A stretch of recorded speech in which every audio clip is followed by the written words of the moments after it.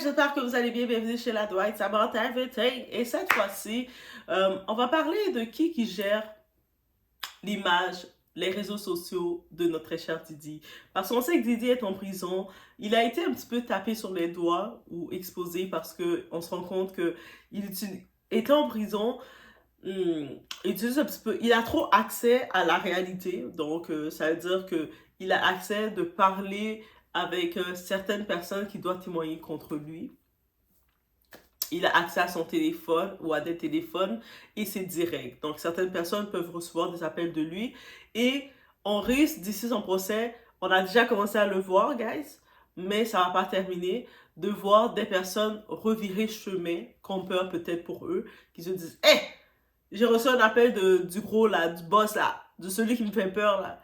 Je veux pas avoir des problèmes, donc je vais me retirer de cette affaire-là. » Et c'est ça qui commence à sortir, guys, dans les actualités.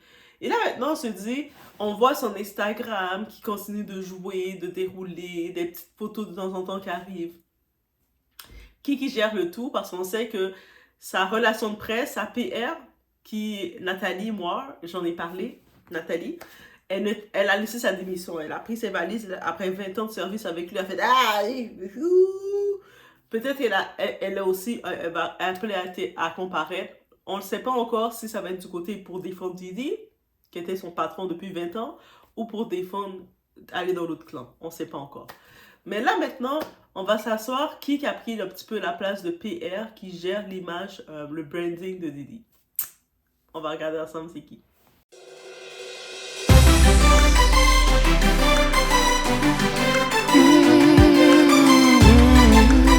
Je suis désolée, dans l'intro, j'ai pas eu le temps de dire It's About Everything. On le dit. Ok, c'est jamais trop tard, donc de l'ajouter. Donc, en effet, la personne qui est en charge de tout ça, c'est Christian. Donc, oui, c'est le fils cadet qui est en charge du branding. On a vu à côté, il y a son fils adoptif, Quincy, qui aussi est très présent. De temps en temps, il va publier une photo de rappeler que Didi c'est une bonne personne. Ça fait partie de la défense de Didi. Parce que tout ce qui sort sur Didi, nous, on est comme, c'est pas un humain, Didi. Didi n'était pas un humain. Mais eux autres, ils essaient de nous rappeler, non, c'est un humain. Et ça, pour jouer dans notre mind. Et en voyant des photos, on voit un petit bébé, surtout le petit bébé Love qu'ils utilisent, qui dit papa, papa. Qui n'est pas sensible à ça. Tu sais, on regarde le tout. Et là maintenant, c'est vraiment ce jeu-là qu'ils font. Et puis Christian, sa charge, il est vraiment émotionnellement investi. Il avait déjà parlé sur ses réseaux, il a dit que lui, il veut s'assurer d'apporter, que le monde garde une image positive de papa, parce que papa, c'est une bonne personne. C'est même s'il a fait des choses bizarres, même il a brisé la vie de certaines personnes, même s'il a fait, même s'il a poussé du monde, même s'il a fait ce qu'il a fait pour arriver au top, au sommet. Mais on n'a pas le choix quand tu es au sommet de faire du mal. Mais papa reste une bonne personne, ok, guys? Rappelez-vous que papa, c'est une bonne personne. Eh, ça, c'est Christian qui parle. King Kong, son nom d'artiste, King. Là, maintenant, je suis en train... Mais en même temps, je vois la loyauté. Et puis, j'ai un petit peu un sentiment d'empathie. Oui, mais vous savez, Doha, je suis hyper sensible, hein? Donc, c'est sûr que de temps en temps, je vais avoir un moment d'empathie ou un moment de hypersensibilité. Dites-le. Doha, ben, t'es hypersensible. Oui, oui, je sais. C'est la faiblesse de Doha, ok? Et dans les enfants, dans tous ces enfants, je sens que les deux personnes qui vont être le plus affectées par tout ça, c'est Christian et la petite Love. Le bébé de 2 ans, 3 ans. C'est le bébé de 2 ans, 3 ans, Love, et Christian, actuellement, le cadet des fils. C'est pour ça que je sens que Quincy est très protecteur, même Justin aussi. Ils sont très protecteurs envers lui, parce qu'on sent que c'est les deux qui ne comprennent pas l'impact de tout ça et qui sont le plus... tu sais, ils vivaient la vie en rose. Que ce soit le petit bébé Love, qui est un bébé, elle a 2 ans. Je pense qu'elle a fêté ses 3 ans récemment, ou ses 2 ans. Mais ce petit bébé, elle a connu son père, elle le voyait apparaître dans sa vie, il faisait « Gougou, gaga, gougou, toukou. » Après, tout d'un coup, il disparaît. Elle le voit plus, elle a plus accès à lui. Ça, c'est un choc. À partir de 2 ans, quand un enfant a de 0 à tel âge, il y a des séparations comme ça. euh, ça va créer un traumatisme chez cette petite. Donc, c'est pour ça que je vois que elle va être la plus traumatisée parce qu'elle n'a aucune compréhension de rien du tout de ce qui se passe. Et puis, en plus, elle va grandir sans aucune compréhension de ce qui se passe, en sachant que Didi, c'est pour ça qu'il a la loyauté de ses enfants, il était très proche de ses enfants. Ses enfants, il a créé une proximité et l'humain est comme ça. La personne peut être un démon comme il veut, mais quand tu vis avec quelqu'un qui te donne de l'importance, qui t'écoute, qui te montre qu'il est avec toi, mais ton système, même si la personne peut être un bourreau, mais tu vas t'adapter à cette personne-là. Et cette petite, elle a pas eu le temps, elle a juste connu cette personne-là comme étant son papa, là. Et elle est séparée de lui comme ça.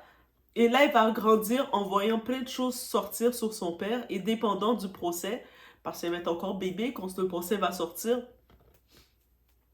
elle va voir beaucoup de choses, elle va être confrontée à tout ça avec ce qu'elle connaît de son papa, de Didi, comme étant son papa, et ce qu'elle va découvrir dans le monde, et tout l'entourage, ça va être très difficile pour elle. Donc c'est pour ça que elle, je la vois la plus... Tu sais, peut-être les autres aussi souffrent. Je dis pas que les autres souffrent pas, ils ont pas de cœur, mais elle, je le vois déjà comme étant enfant du divorce. Donc, je le vois déjà pour elle.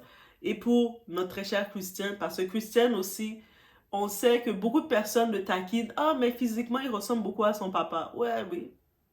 Mais il n'est pas son papa. Il est vraiment un individu à part. Et contrairement à son papa, on le sent le plus sensible.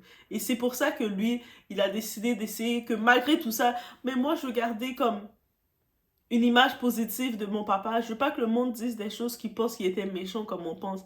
Tu sais, de temps en temps, il garde le réseau, il essaie de poster des photos de papa, ou sinon, il utilise les réseaux pour faire comme s'il parle au nom de papa, mais au nom du papa qu'on l'a présenté, la personne parfaite qu'on l'a présenté, parce que lui, il a grandi. Didi s'est présenté à lui comme étant moi je suis un super héros, je suis le meilleur, je suis bon, c'est moi le meilleur, c'est moi le bon. Il est pas au et puis là il est en train de découvrir d'autres choses il est pas encore prêt à accepter. Cette réalité risque d'être dure pour lui, il risque d'avoir une grosse chute et c'est là il a besoin de Quincy, son grand frère, Justin, son grand frère, et ses petites sœurs même aussi qui vont être là pour lui parce que il a plus sa maman. Il faut se rappeler d'une chose, lui n'a plus sa maman. Sa maman, Kim Porter, n'est plus là. Son papa est loin et puis il risque d'être loin pour un bon moment. Et avec tout ce qui sort sur lui, là, il est encore en phase de... Comme... Il ne sait pas qu'il a été sur l'emprise. Il ne sait pas. C'est comme beaucoup de personnes qui sont dans des milieux, dans des endroits, ils sont sur une emprise. Quand tu es sur l'emprise de quelque chose, tu ne sais pas sur le coup que tu es sur l'emprise. Tu es encore en train de vouloir défendre ton bourreau, tu es encore en train de vouloir défendre le tout, mais il est dans cette phase-ci. Là, il est dans la phase qui va sur les réseaux, il veut garder la passe ouverte, et malheureusement, il y a cette personne qui se sert de lui et qui se sert de tout le monde. L'équipe Didi, il se sert de ses fils pour les faire le sale boulot. Donc, est-ce que ça va le libérer? Non. Avec tout ce qui est sur lui, ça va pas le libérer. Est-ce qu'on réalise il est privilégié Didi en prison? Oui, parce qu'il a accès de contacter les victimes. Et là, maintenant, la pression que Didi fait avec ses équipes légales, c'est que d'avoir que, vous savez, Maître Dobbsy, il sort Maître Tony Dobbsy, guys, ok?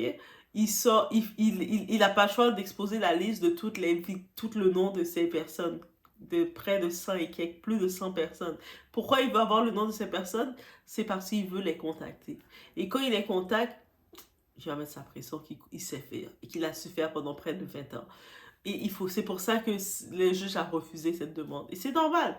Mais il essaye quand même d'avoir accès à ça. Il essaie par ses amis qui sont à l'extérieur. Ses amis qui sont toujours là, qui sont aussi coupables que lui, ou pire que lui, et qui sont en liberté. Parce que ceux qui sont en liberté, qui ne se sont pas fait prendre, dites-vous qu'ils sont pires que lui. Lui s'est fait prendre parce qu'il y a eu une faille dans ce qu'il faisait, et c'est comme ça qu'il s'est fait démasquer. Ceux qui sont encore en liberté, ils sont encore pires. Mais ils vont se faire prendre parce que la justice y est toujours. Donc, c'était ce petit nouvelle concernant le tout. Donc, oui. Des fois, je vois les commentaires, le monde veut attaquer les enfants. Mais rappelez-vous que ils ont été sur l'emprise toute leur vie par l'image qu'on les a donnée. Et ça va être un gros choc pour eux. C'est pour ça que la chose positive qu'ils ont, ils sont collés à l'autre. Ils sont proches l'un de l'autre pour le moment. On voit encore. Peut-être avec la grand-mère, la mère de Didi, c'est une autre histoire. Mais bref, on sait, elle était peut-être la raison que Didi est devenu encore plus monstrueux. Mais bref, c'est une bonne chose qu'ils sont proches parce qu'ils vont avoir besoin encore plus l'un de l'autre quand tout va sortir. À un moment, il va avoir son éveil, son déclic, et puis ça va être un gros choc pour lui. Et lui, ça va être la personne la plus vulnérable qu'il faut s'inquiéter. Donc, les gens qui font des tags, ah ben lui, il est pire que son... Non, il n'est pas pire que son père. Il est sous l'emprise. Il est né sous l'emprise. Lui n'a pas eu le choix, là. C'est pas comme si, à un moment, il a dit, ah, je vais essayer d'aller... Je vais aller faire le pire, signer un pacte avec lui pour avoir... Non, il n'a pas eu le choix. Il est né, et puis c'était lui son père. Il est né comme bébé, comme... Il n'ouvrait même pas bien ses yeux, il était comme ça. C'est lui son père. Donc, il n'a pas eu le choix. Il n'a pas eu à choisir son père. Il a été imposé à son père. Donc, c'est ça que je voulais vous dire. Mais c'est lui, comme si vous voyez Instagram de Didi qui bouge, vous allez sur Instagram, vous voyez des posts de quoi? C'est Justin. C'est pas Justin, pardon. Est-ce que j'aime Justin comme ça? Pourquoi j'aime le nom Justin comme ça? C'est Christian. Et je sais qu'il est très vulnérable. Il est vulnérable. Il risque d'avoir un déclic qui va se faire prochainement sur lui. Donc, faites attention. Et ne voyez pas comme pire que son père. Il n'est pas son père. Il n'est pas son père. Il a juste été dans ce foyer-là, qu'il est le fils. Et puis, son monde est en train de s'écrouler. Il essaie de retenir son monde, de se dire non, mais pourquoi le monde dit ça sur papa? Il ne sait pas tout ce qui se passe. Son père n'a pas dit tout ce qui se passait. Donc, bref, c'était mon petit moment de recul que je tenais à faire sur ce. Ok, on est à l'actualité, guys. Faites attention à vous. It's about everything.